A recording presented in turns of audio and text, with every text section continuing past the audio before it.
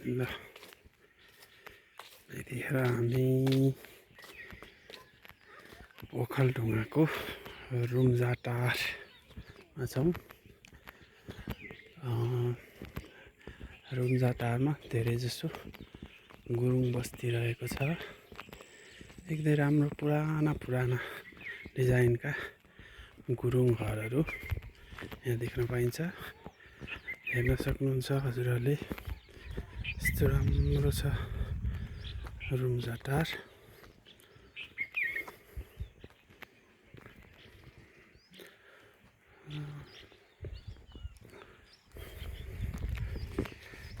यो चाहिँ रुम्जाटारको गल्लीको बाटो। पहिला चाहिँ यस्तै ढलान बाटो नभएर कच्ची बाटो चाहिँ गाउँघरमा रहेको पाइन्छ।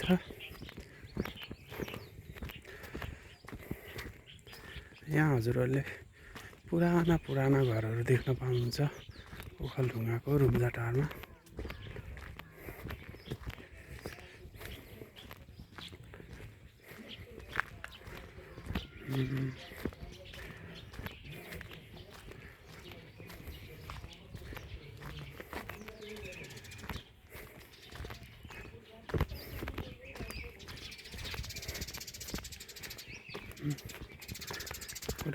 पुरानो माटाका घरहरू, टिनले छाएको।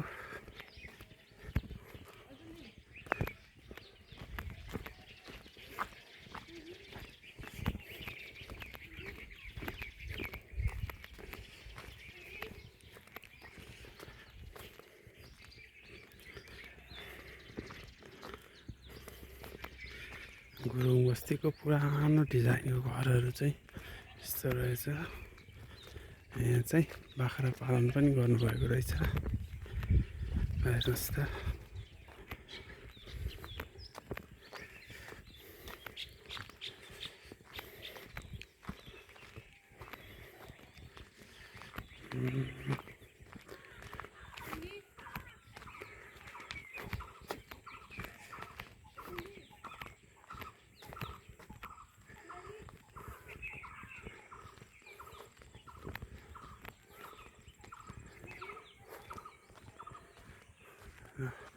यहाँ कपुरको बोट पनि रहेछ।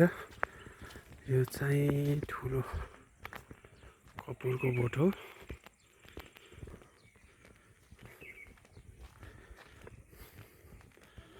हेर्नुहोस्, पुरानो डिजाइनको गुरुङ समुदायको घरहरू ओखलढुङ्गाको रुम्जाटार भन्ने ठाउँमा।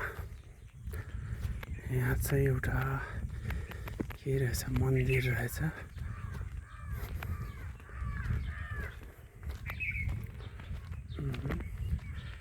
यो रहेको ठुलो चाहिँ कपुरको बोट हो। यो चाहिँ कपुर फल्ने गर्छ।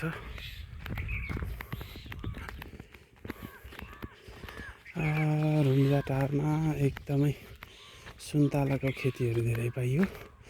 यहाँ चाहिँ लाग्ने खेतीहरूमा विशेष गरी कोदो धेरै हुन्छ र फलफुलमा चाहिँ सुन्तला एकदमै धेरै हुने गर्छ। प्रायः जसो बारीहरूको बिचमा सुन्तला रोपेको चाहिँ पाइन्छ।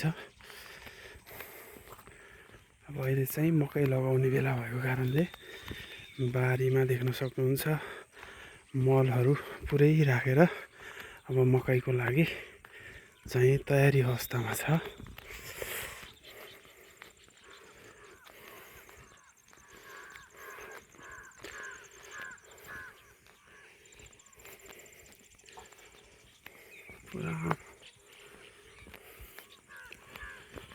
पुरानो गुरुङ समुदायको घरहरू चाहिँ यस्तो हुन्छ।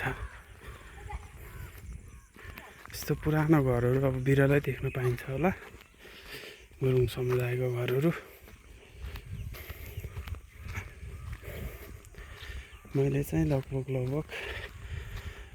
रुम्जाटार म बसेको होटेलदेखि पुरै एक चक्कर पुरा बस्ती समेट्ने गरेर चाहिँ खिचिरहेको छु।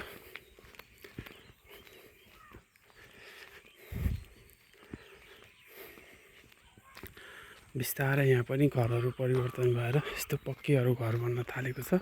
त्यही पनि धेरै जसो चाहिँ पुराना कच्ची घरहरू पाइन्छ।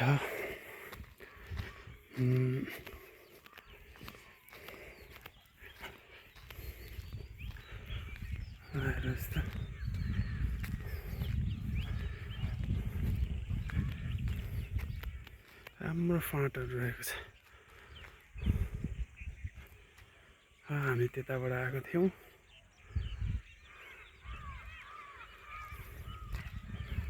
यस्तो बस्ती चाहिँ